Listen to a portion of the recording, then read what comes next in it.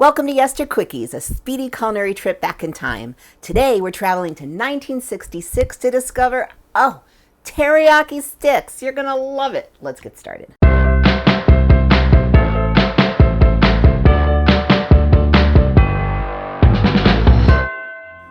Hey everyone, I'm Jill and this is Yester Kitchen. I've got another quickie for you. Today, right out of 1966, cocktail perfect. In fact, these come out of a section of cocktail party recipes from the Women's Day Encyclopedia of Cookery. This is volume 4. I have the whole set. This is the most wonderful set. I know you guys, a lot of you have it because you've told me. If you don't have it, it's about a 12 volume set, including one introductory book. And it is the most amazing, amazing set of cookbooks from the past that you can possibly get your hands on. Today, we are gonna make teriyaki sticks right out of this book, right out of the cocktail party section of this book, which you know is my absolute favorite. Okay, this is gonna go really, really, really quick.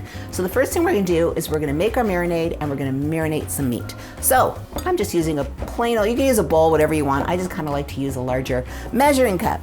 Okay, so into our little measuring cup goes 1/4 cup of sherry, which is always a good thing and a very, very common ingredient from the 60s and the 70s. 1/4 cup of soy sauce. In it goes.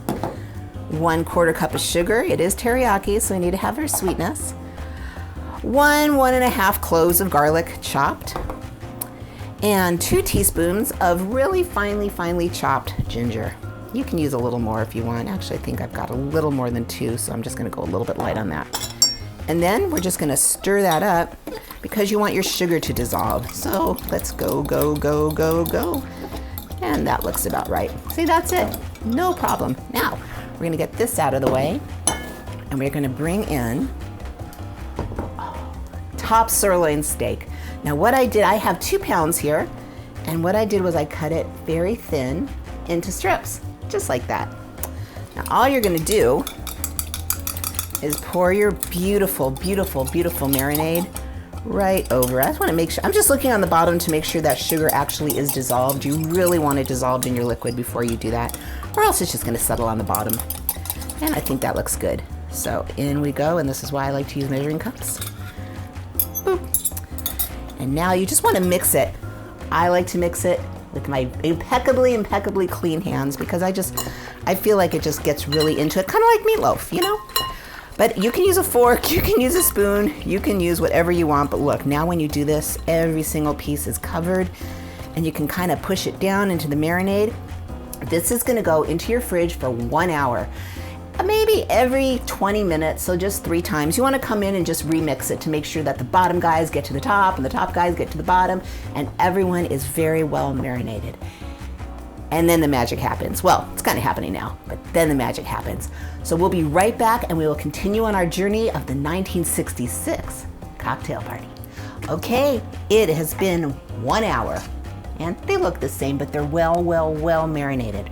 Okay, now we've got to get them ready to put on a stick. So here are my sticks. Of course, you've seen these bamboo sticks before, and if you haven't, you can probably buy them in the kitchen section of your market, just waiting right there for you. Now, I did soak these in water for 30 minutes. They just came out of the water. They're nice and clean and bathed.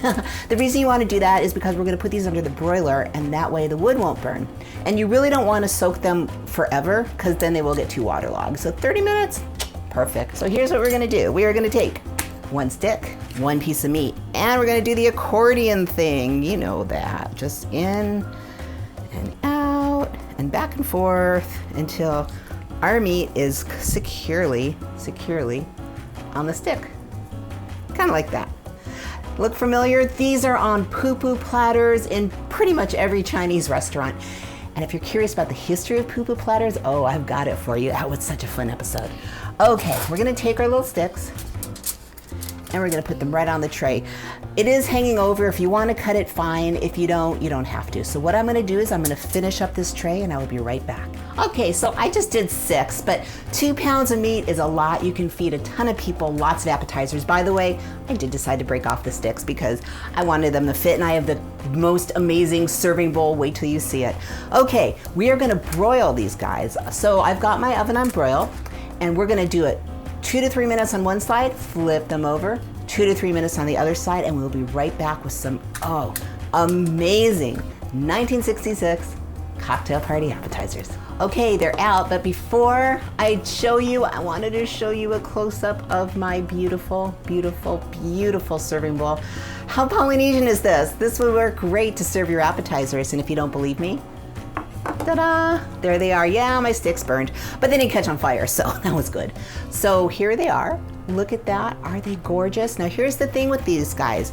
You want to broil them right before you serve. So since they're marinating, they could just hang out in that marinade all day if you want. And then right before your company, that's when you broil them because you want them hot. If they're sitting around all day, they may not be too good. So take these, make these, get yourself some egg rolls, some wontons, some crab rangoon, whatever you want, and make your own poo-poo platter. Your cocktail party guests will love you. Absolutely love you. Thanks for stopping by. It's always such an honor to have you join me. Enjoy eating the past, and I will see you in the next video.